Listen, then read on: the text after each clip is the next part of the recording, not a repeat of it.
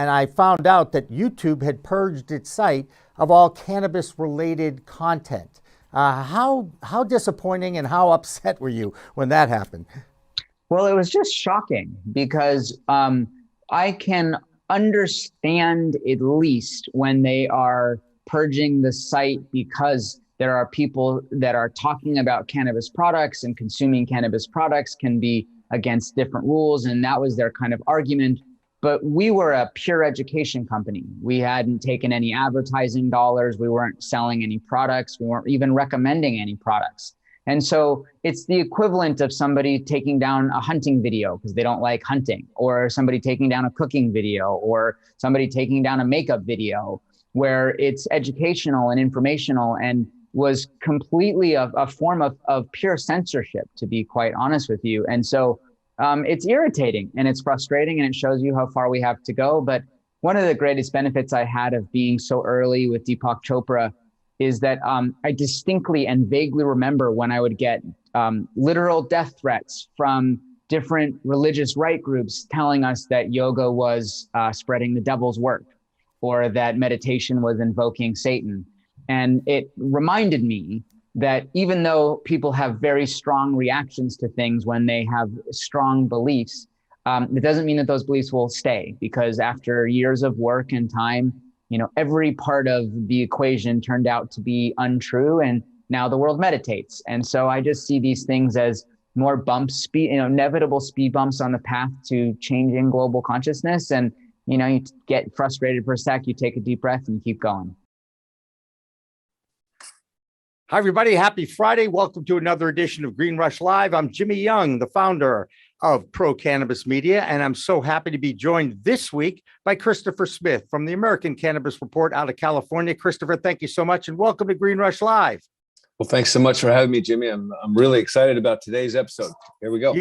You are a regular on the Clubhouse news program with our pal Rico Lamitte, and right. We also want to welcome in Peter Vogel from Leafwire. And Peter's become kind of a regular with us over the years. And Peter, welcome to Green Rush Live on this Friday afternoon. How are you today? Doing great. Thank you, Jimmy. I think this is probably my third, fourth, fifth time on here, I think, over the last 2 years. So I was thinking about that, and I just kicked my camera again. I'm starting to have a habit of kicking my tripod and then the camera flips. So I apologize for that. And I can feel Dan French's slap against my face. Stop kicking the camera. So I won't do that. Okay. We've got a very big show today. You've already heard from Max Simon from Greenflower talking about how his very active channel on YouTube was shut down back in April of 2018. We will be talking about social media censorship in social media and online. And I thought we would start with Peter Vogel from Leafwire because in the beginning, Peter, I don't think that LinkedIn was as friendly to cannabis as Leafwire is and still is. And here you are surviving a few more years and building and growing. And tell us a little bit about this new Pro program that you have for your Leafwire members and people who sign up on your website. Yeah, thank you, Jimmy. And you're 100% right. We've been providing a safe place for the cannabis community ever since we started. And I think LinkedIn's caught up. I mean, they're pretty friendly now too. Most of the others are not still, as most of us experience on Facebook or Google or Instagram or wherever. There's still a lot of YouTube, a lot of people getting shut down, but we're really excited about our growth. We're up to now about 42,000 people have joined. 42,000 cannabis professionals have joined and created about 20,000 company profiles. So you can kind of think about that like 20,000 companies in the industry, both plant touching and ancillary, that care enough about cannabis to come on, talk about, share news, meet people, connect, network, etc. So we're really excited to still be here, of course. And like you said, we just launched a feature called Pro, Leafwire Pro. Right now, it's completely free on Leafwire. We're rolling it out over the course of a couple months. And we have the first couple features out right now. Probably the most valuable feature right now is conference discounts. That if you're Leafwire Pro, you can get discounts to about 8 different conferences right now. Some of the biggest in the country, ranging from about 10 to 50% off. So it's free to join. It's invite only. We're kind of doing the Clubhouse model. So if you come on Leafwire, just ask anyone you see who has a little pro icon for an invite. and they'll invite you. And right now, so it's the discounts. We also have vanity URLs. So just like LinkedIn, you can kind of have your own URL that you can promote on your auto signature, like people do, with LinkedIn and Facebook, et cetera. So now you can do that with Leafwire. Okay. We are also launching soon Pro messages, so that when you send a message to someone on Leafwire, it'll be bold and it'll have a little Pro insignia and it'll kind of stick to the top. So kind of like a InMail on LinkedIn, but a little bit different. We're also going to have advanced search, so you can find the people you're looking for with all kinds of filters. And coming soon, we're also going to have a who's looked at my profile feature. So if you want to see who's been snooping around, checking you out. So all those things are rolling out in the next few months, and we're keeping it all free for the next couple months. Our goal eventually is to have it being our lowest kind of paid level. But as we roll it out, we just want people to use it. We want to get feedback. We want to get lots of members excited about it. So come one, come all, come check it out. And Christopher, you've been a journalist in the cannabis space for a number of years out in California. One of the things that I love about what Leafwire is doing is they encourage collaboration, not necessarily competition. And I do think that the rush to get that green cash grab, that green rush grab, if you will, is always the first thing that bothers me about this business, whereas we really should be working together. How important is collaboration in the cannabis space out there in California, especially? I think that you make a great point, and I think what Peter's doing is something that is so important and critical in the cannabis industry, which is being authentic.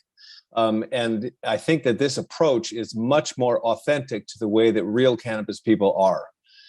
There's certainly a healthy competition, and of course, we all want to be successful. But in this industry in particular, I find that people are much more willing to help each other in virtually any way they can. I mean, people will go out of their way, and it's just the nature of the people in the business.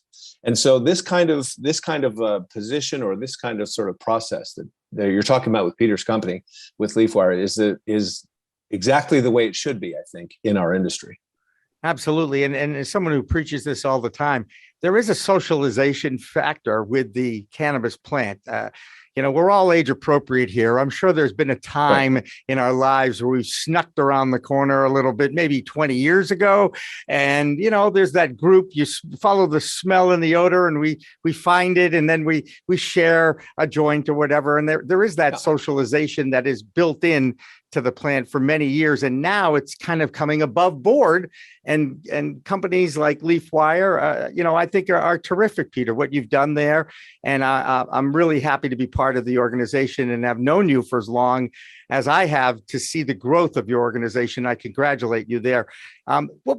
As you look at the landscape of social media, and this is really what we want to talk about here, it has come to my attention that there still is a lot of stigma that a lot of people in this space, in the cannabis industry, have to face when they post newsworthy or educational comments online.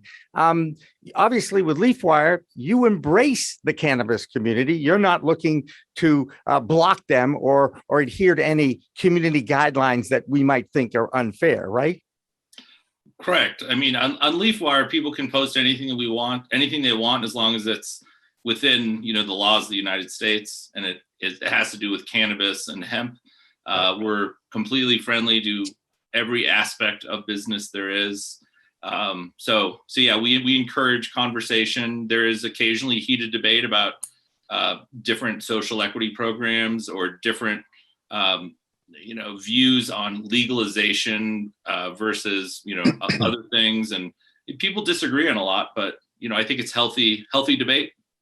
That's what it's about. I know Christopher and I have debated, right? Christopher, you and I have debated quite a bit about this. The more and more I hear about the legalization movement in Washington, D.C., and the political divide that has gripped our nation and really kind of crippled it in many ways. And that, I'm not quite sure how much governance is actually going on when we can't even agree that perhaps we need to extend the debt ceiling until we get our economy together again after this pandemic. But let's not get into politics, please. Let's talk more about the rights of the cannabis industry to share information online and why it has to be so volatile? And Christopher, I know you've got opinions about this. Well, I was just going to say that you mentioned earlier that I'm on the Clubhouse platform. We do this thing called the State of Cannabis News Hour every weekday morning, 9 o'clock a.m. on the Pacific time. So for us presenters, the trick is you have to go find interesting stories several times a week and then present those stories with your own experience and spin. And I got to tell you, and this is in all honesty, one of my favorite sources is Leafwire, because you don't have to go out to the publications and read what they're posting, right? Because they're all going to post their own content. But what you get with Leafwire is content that's already been digested, and the best stories are selected and then reposted. So you get kind of a filtering process from real experts in the industry. It's super helpful for our conversations and our dialogues over there. So, I mean, I use it all the time, honestly. I use it, many, many times a week, honestly. In a lot of ways, Peter, you've got the pulse of the industry in your community, right? Oh, for sure. I mean, we'll definitely see what hot topics there are people are talking about, whatever states are in the news. I mean, that's what a lot of the news articles are about. That's what a lot of people have opinions about. And Sure. We get a lot of people on there asking questions, when new products pop up, when new states open up, people, everyone, like the collaboration you mentioned earlier, I think is super important. And, we've collaborated with everyone from NCIA to MJ Biz to Benzinga to, Green Flower Media. I mean, right. Flower Hire. So we've done tons of partnerships, but everyone works together. And a lot of these laws and things are so hard to understand. People need help figuring out, how do I be compliant? How do I get a license? Like, who do I go to? Like, right. What's holding this up?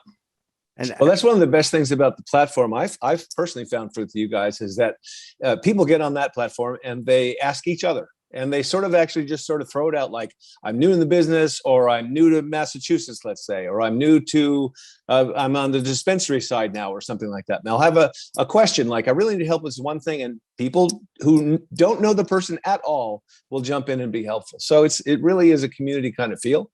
At a really high level of expertise and sincerity. It's really, it's a good spot.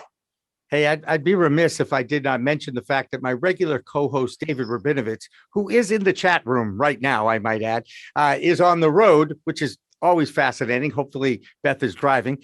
But he had a personal, no, he didn't. His wife told him to go. We're going away this weekend. You're not going to do the show. And she, who must be obeyed, he did exactly that. He decided to go away, and that's fine. David will be back with us over the next couple of weeks. Don't worry. And please drive safely out there, Mr. Rabinovich. By the way, fascinating thing, driving to New Jersey NECAN last weekend, dialing up Pro Cannabis Media at noontime on Friday, and listening to the news as we live stream it for the first time. Modern technology is amazing. And whenever I get an opportunity to see it, I still am fascinated by it. Peter, what's the future for Leafwire? Are you looking to do maybe weekly polls of the industry, or adding something like that kind of feature so you're actually engaging more and maybe tapping into that reach that you have? For sure. We've talked about that for a while, of having a little kind of box on the site that has almost like a daily poll or a weekly poll where people can vote, and it shows the response immediately. Yeah. We're also looking to do encourage more interaction. We're actually hosting next week on Tuesday something called a lightning round, where it's like a speed networking, where for an hour people can go in and chat with other people one-on-one on a video for 1 to 5 minutes each. So in an hour, you can meet 20, 30 people, and you can choose how long you want to interact, how short, how long. And we've done a couple of these already. People seem to like them a lot. We tend to get about 100 people that sign up. So very cool. That's next Tuesday. If you're interested, just come on Leafwire and check it out. I've already signed up. I've already signed up, Christopher. Oh, nice. So there. All right. So I beat you to it. And I'm looking forward to that. I love those hours because, you sit in your office and you get leads. It's awesome. And you meet new people, and it allows you to kind of, again, similar to what we're doing here. When I look in my chat room and I see, Tennessee, and I see Oklahoma, and I see Vermont, we truly are connecting cannabis coast to coast in this country. And Christopher, you know how proud I am of Sure. the work you're doing for Weed Talk News too. So I appreciate that. Hey, Peter, are those are they regional? Those speed rounds that you've got, are they sort of is like a California round or? So right now it's just national. Okay. If we get enough people doing it, we may start to do some of those regional ones. So far, it's worked to be just national, and we've found most people, like a lot of people, do work with people all over the country, so they like that. Yeah. But we have thrown that idea around, and the reason we started doing this is we kept hearing from people that are tired of webinars. No one wants to sit and listen to another webinar. So the idea of the lightning round is, let's take what's best about an event in person and do it online. What you walk away from is 20 leads. One of them turns into a sale, and all of a sudden the half a day you spend is worthwhile. So Let's do that in an hour and, make it worthwhile for people.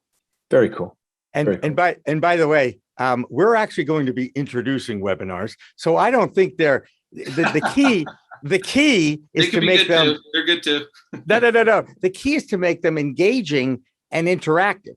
There's one time, when you go onto a webinar and you've got one guy with a PowerPoint doing a voiceover for 30 or 40 minutes, it's boring as hell. It really is.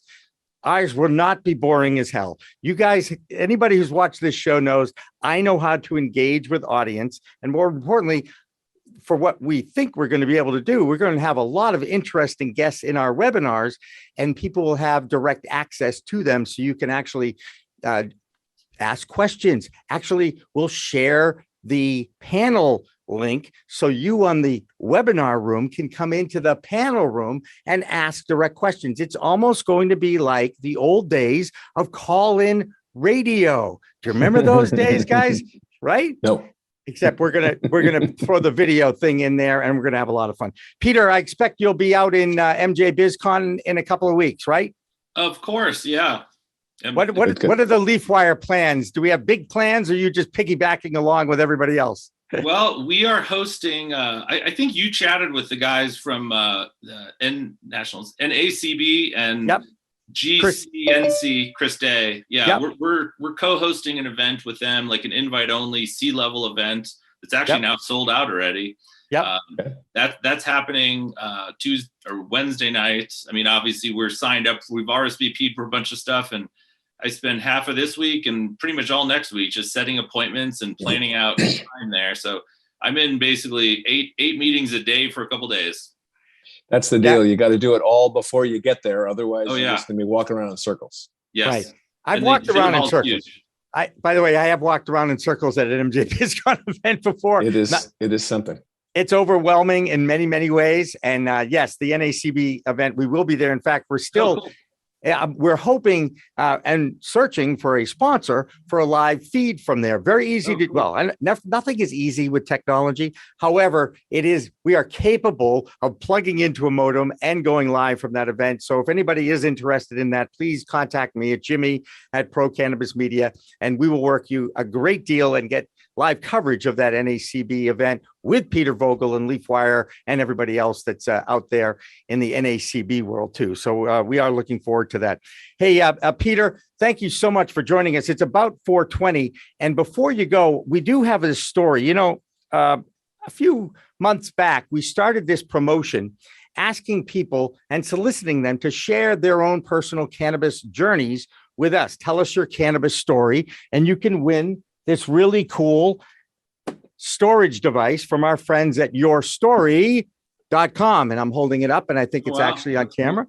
And this is a really cool device. I can open it at the end, but I want to congratulate one of our regulars. His name is Glenn. We won't use his last name. Glenn from Lenoir City, Tennessee. Now it could be Lenoir, but I'm pretty sure it's Lenoir City, Tennessee. And I want to read this story to you. And everyone, both Peter and Christopher, how many times have you heard this line? Cannabis has saved my life, or cannabis has changed my life, right, guys? We've all heard it many, many times. Hundreds, yeah. Hundreds, if not thousands. Okay. Yeah. So this is Glenn's story. A long time ago in a galaxy far, far away. No, he lived in Oregon. He had 2 separate Oregon medical marijuana cards, but he lives in Tennessee now. Okay. And he has PTSD. He has a seizure and panic disorder, anxiety disorder. And when he has seizures, and by the way, have you ever seen anybody have a seizure? It's a scary, scary thing. He can't see anything. His eyes would be wide open and people are freaking out. Now, his hearing, he says, I can't even hear you because I think that might be the reason why I'm getting ready to have hearing aids, because it too is affecting his hearing. Now, when he smokes weed, cannabis, if you will, his seizures will only last maybe a few seconds because there's something in that magic THC and those high terpenes. It affects the receptors in his brain, stops the seizures from happening instantly, unlike the medication he got from the VA. Yes, this is a veteran, and we all know veterans who have had opioid disorders and have had horrible, horrible addictions to that. And so his seizures, when he has them, last 35 to 45 minutes, and they don't know how long the next one will last. When he's using the medication from the VA before 2007, he almost died. His kidneys and bladders were failing. He knew something was wrong, so he stopped taking it. Now, a friend of his, and I love this, Grateful Dave. I have a feeling he's friends, let's face it, Grateful Dave.